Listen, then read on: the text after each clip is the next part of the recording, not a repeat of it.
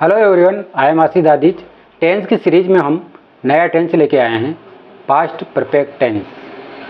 यानी कि कोई भी कार्य जो भूतकाल में ही शुरू होगा और भूतकाल में ही पूर्ण हो चुका होगा। इस टेंस में क्या होता है, कार्य भूतकाल में ही चालू होगा और भूतकाल में ही पूर्ण हो चुका होगा। अब देखो, इसकी जो पहचान है हिंदी की वह है चुका था, चुकी थी और चुके थे। ठीक। और दूसरी पहचान है आ ई ए की मात्रा के साथ था, थे, थी। तो पहली पहचान इसमें है चुका था, चुकी थी, चुके थे।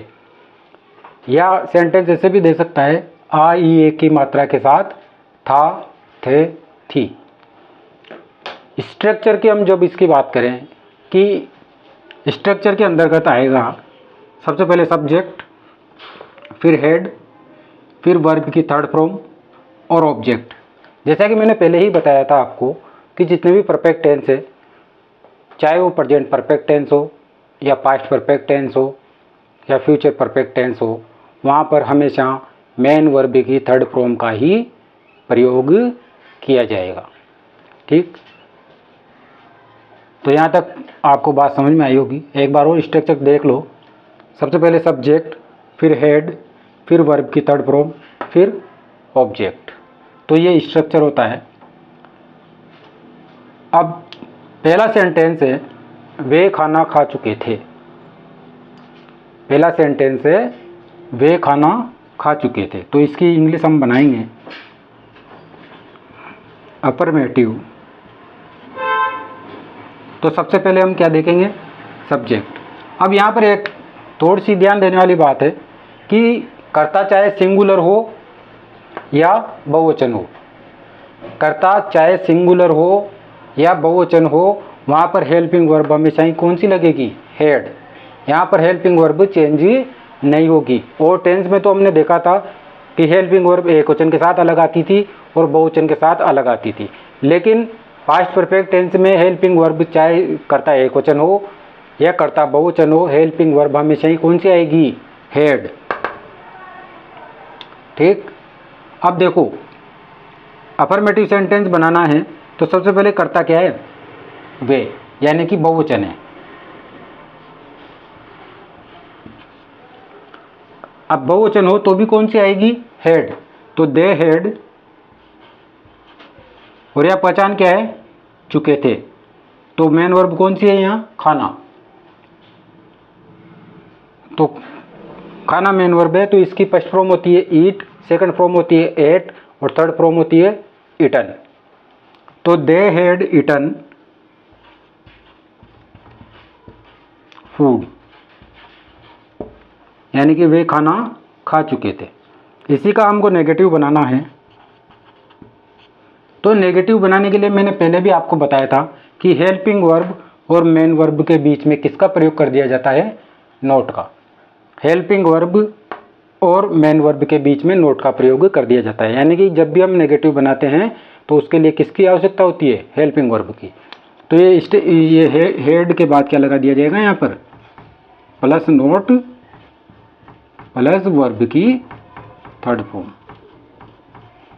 तो बनाते हैं इसको, they had not eaten food. तो ये इसका क्या बन जाएगा, नेगेटिव। इसी सेंटेंस को हम जब इंट्रोगेटिव बनाएंगे तो वहां पर क्या होता है, इंट्रोगेटिव सेंटेंस बनाने के लिए जो हमारी जो हेल्पिंग वर्ब है वो कहाँ जाएगी, सब्जेक्ट के आगे। तो स्ट्रक्चर कैसा हो जाएगा, head plus subject plus verb की थर्ड फॉर्म प्लस ऑब्जेक्ट। तो जब इंट्रोगेटिव बनाएंगे तो स्ट्रक्चर कैसा हो जाएगा, head plus subject plus verb की थर्ड फॉर्म। तो ये इस तरह से स्ट्रक्चर हो जाएगा। ठीक। तो बनाते हैं इसको, हेड दे ईटन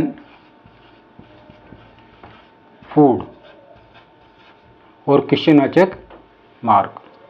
तो इस तरह से हमने देखा कि अफर्मेटिव, नेगेटिव और इंट्रोगेटिव कैसे बनाए जाते हैं पास्ट परफेक्ट में।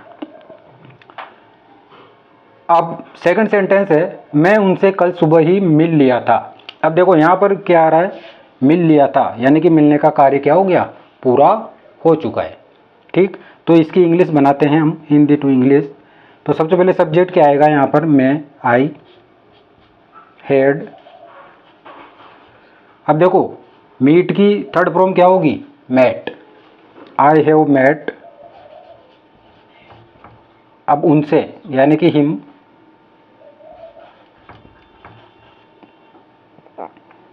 लास्ट, कल सुबह, कल यानी निकल चुका है, तो कल सुबह, लास्ट मॉर्निंग।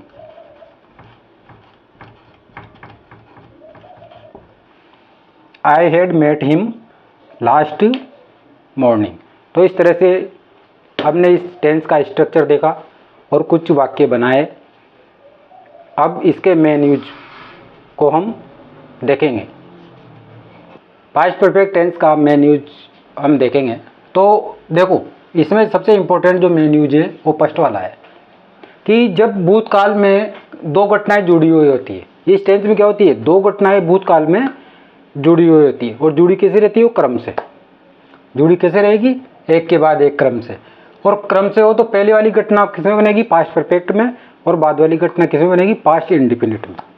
ठीक, और दोनों ही जो घटनाएं हैं वो बिफोर और आफ्टर से जुड़ी हुई होती है। ठीक है, तो जो पहले कार्य हो चुका होता है भूतकाल में, कोई भी जैसे कि दो कार्य हो रहे हैं साथ साथ, तो पहले जो कार्य होगा वो किसमें बनाया जाएगा, पास्ट परफेक्ट टेंस में, और बाद वाले कार्य को हम किसमें बनाएंगे, पास्ट इंडिफिनिट टेंस में।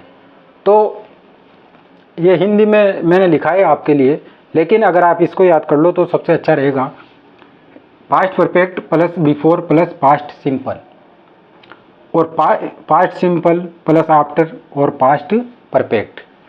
पास्ट परफेक्ट से मतलब है यहाँ पर हेड प्लस थर्ड फॉर्म, और पास्ट सिंपल से मतलब है सेकंड फॉर्म। तो हेड थर्ड बिफोर सेकंड, इस तरह से आप इसको याद कर सकते हो, हेड थर्ड बिफोर सेकंड, यानी कि बिफोर के साथ वाला तो किसमें बन जाएगा, सेकंड फॉर्म में। ऑटोमेटिकली वो पीछे वाला किसमें बन जाएगा sentence, head plus third form में, यानी कि पास्ट परफेक्ट में। अब इसी को उल्टा कर दो आप कि यहाँ बिफोर के बाद क्या था, पास्ट सिंपल, तो आफ्टर के पहले तो अब क्या आ जाएगा, पास्ट सिंपल, और इधर क्या आ गया, पास्ट परफेक्ट। देखो ये थोड़ा सा पास्ट परफेक्ट यहाँ पे था, तो आफ्टर लगने के बाद पास्ट परफेक्ट इधर आ गया, और पास्ट सिंपल यहाँ पर था बिफोर के बाद, तो फिर ये आफ्टर लगने के लिए पास्ट सिंपल इधर आ गया। तो एक याद हो जाएगा तो दूसरा ऑटोमेटिक ही याद हो जाएगा, यानी कि past perfect before past simple. अब आफ्टर से जोड़ना है तो पहले पास्ट सिंपल, फिर आफ्टर, फिर पास्ट परफेक्ट। ठीक है, यहाँ तक समझ में आ गया। यानी कि यहाँ पर ये देख लो आप, पास्ट परफेक्ट का मतलब होता है यहाँ पर हेड प्लस वर्ब की थर्ड फॉर्म, और पास्ट सिंपल का मतलब क्या होती है, सेकंड फॉर्म। इसी तरह यहाँ पर सेकंड फॉर्म और हेड प्लस थर्ड फॉर्म, वो सब्जेक्ट वगैरह मैंने यहाँ पर लिखा नहीं, मेन चीज़ लिखी है यहाँ पर। ठीक है, अब देखो पहला सेंटेंस देखो आप, जब आपको अच्छा समझ में आएगा, अध्यापक जी के पढ़ाना शुरू करने से पहले ही मिलने वाले आ गए थे। अब यहाँ पर वाक्य में देखना है कि कौन सा कार्य पहले पूरा हुआ। तो देखो यहाँ पर देखो, अध्यापक जी के पढ़ाना शुरू करने से पहले, पहले का मतलब बिफोर, बिफोर का मतलब होता है हिंदी में पहले, आफ्टर यानी बाद में। ठीक, तो पहले ही मिलने वाले आ गए थे, यानी कि मिलने वाले जो पहले आए, फिर अध्यापक जी ने पढ़ाना शुरू किया। ठीक है, तो यहाँ पर कौन सा कार्य पहले हो रहा है, पहले ही मिलने वाले आ गए थे, और बाद में कौन सा हो रहा है, अध्यापक जी के पढ़ाना शुरू करने से करना। ठीक है, तो इसको बनाएंगे। तो देखो यहाँ पर शुद्ध ये इसके अकॉर्डिंग क्या होगा, हेड थर्ड बिफोर सेकंड, तो कौन सा कार्य पहले हो रहा है, मिलने वाले पहले आ गए थे, तो इसको बनाएंगे। तो the visitors had come, had come यानी कि पास्ट परफेक्ट हो गया ही। पास्ट परफेक्ट में क्या आता है, हेड प्लस वर्ब की थर्ड फॉर्म, तो head come before the teacher. अब देखो यहाँ पर कौन सी है, मेन वर्ब, स्टार्ट, शुरू करना, तो इसके second for the teacher started पढ़ाना टू टीच। ठीक, तो कैसे बन गई है? The visitors had come before the teacher started to teach, यानी कि अध्यापक जी के पढ़ाना शुरू करने से पहले ही मिलने वाले आ गए थे। कुछ सेंटेंस में अभी आप आगे लूँगा। देखो दूसरी पहचान है इसका बाय प्लस टाइम। जहाँ भी समय के साथ बाय दिया होगा, जहाँ भी समय के साथ बाय का प्रयोग होगा तो वह कौन से सेंटेंस में बनाया जाएगा? परफेक्ट टेंस में। बाय के साथ समय दिया, लेकिन कुछ सिचुएशन ऐसी आती है, कुछ सेंटेंस ऐसे आते हैं कि उसका इन दी अर्थ करके हमको क्रिया लगानी रहती है। ठीक, लेकिन मेनली क्या होगा? By plus time. कैसे हैं? I had joined the job by that time. अब देखो बाय के साथ क्या आया? टाइम। बाय के साथ क्या आया? That time. या यहाँ पे ये भी आ सकता था बाय, कोई भी टाइम दे दिया हो सकता था यहाँ पे। तो बाय प्लस डेट टाइम, तो आई हैड ज्वाइंड, तो ये क्या होगी? Past perfect.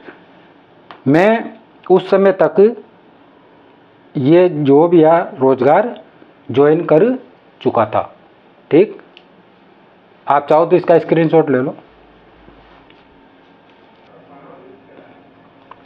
अब देखो हम कुछ सेंटेंस देखते हैं और इस टेंस को अच्छी तरह से समझते हैं। तो पहला सेंटेंस है, after we revised the lessons we played. अब देखो यहाँ पर हमको एक पहचान मिली आफ्टर। मैंने अभी आपको भी बताया था पहले कि आफ्टर के साथ जो वाक्य जुड़ता है वो किस में जुड़ता है? आफ्टर के साथ जो वाक्य जुड़ता है वो किस में जुड़ता है? पास्ट परफेक्ट में। देखो आफ्टर के बाद वाला हमेशा किस में जुड़ेगा? पास्ट परफेक्ट में। और दूसरा वाला किस में जुड़ेगा? पास्ट इंडिफिनिट में। तो यहाँ पर क्या आया? Second form. और यहाँ पर क्या आई? यहाँ पर सॉरी हेड और लिख लो, यहाँ पर हेड।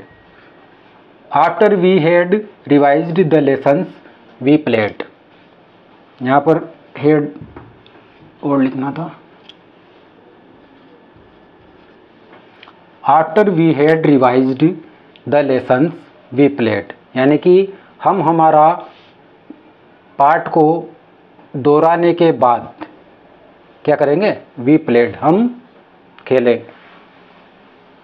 ठीक है, तो यहाँ पर क्या हो गया? After head plus third form, और यहाँ पर कौन सी फॉर्म आई? ठीक, अब देखो सेकंड है, द पेशेंट हेड डाइड। अब यहाँ पर क्या आ गई? बिफोर। बिफोर से पहले वाला वाक्य किस में बनाया जाएगा? पास्ट परफेक्ट में। और बिफोर से बाद वाला वाक्य किस में बनेगा? पास्ट इंडिफिनिट में। तो देखो यहाँ पर आया है हेड प्लस थर्ड फॉर्म, और यहाँ पर क्या आया? केम, यानी कि कम की क्या आई? Second form. तो हेड थर्ड, बिफोर सेकंड हो गया यहाँ पर, पहले मैंने बताया था आपको। तो डॉक्टर के पहुँचने से पहले मरीज मर चुका था, यानी कि डॉक्टर के पहुँचने से पहले ही मरीज के मरने का क्या हो गया था? काम हो गया था। तो मरीज मर चुका था कब? जब डॉक्टर पहुँचना। तो पहले कौन सा कार्य हुआ? मरीज का मरना। और डॉक्टर कब हुआ? बाद में आया। ठीक है, ये बात समझ में आई। तो यहाँ पर हेड थर्ड बिफोर सेकंड को इस्तेमाल किया गया है। अब तीसरा है, the rain had stopped when she arrived. अब देखो कभी कभी क्या होता है कि कुछ सेंटेंस में कोई पहचान नहीं होती, हालांकि यहाँ तो है थोड़ी पहचान कि व्हेन शी अराइव्ड। मैंने पास्ट कंटिन्यूस में पढ़ाया था आपको कि व्हेन के साथ वाला वाक्य हमेशा किस में बनता है? सेकंड फॉर्म में। पिछले वीडियो में मैंने बताया था कि व्हेन के साथ वाला वाक्य किस में बनता है? सेकंड फॉर्म में। तो यहाँ पर क्या है? सेकंड फॉर्म है। लेकिन द रेन हैड स्टॉप्ड, यानी कि बारिश रुक चुकी थी। व्हेन शी अराइव्ड, जब वह पहुंची तो क्या हो गया था? बारिश रुक चुकी थी। तो पहले कौन सा कार्य हुआ? बारिश का रुकना, फिर बाद में वह पहुंची। ठीक है, जब वह पहुंची तो क्या हो गई थी? बारिश रुक चुकी थी। इसके बाद नेक्स्ट है, the bank had made payment by that time. अब देखो यहाँ पर बाय आ गया और यहाँ डेट है, और डेट किसकी निशानी है? पास्ट की। तो बाय डेट टाइम,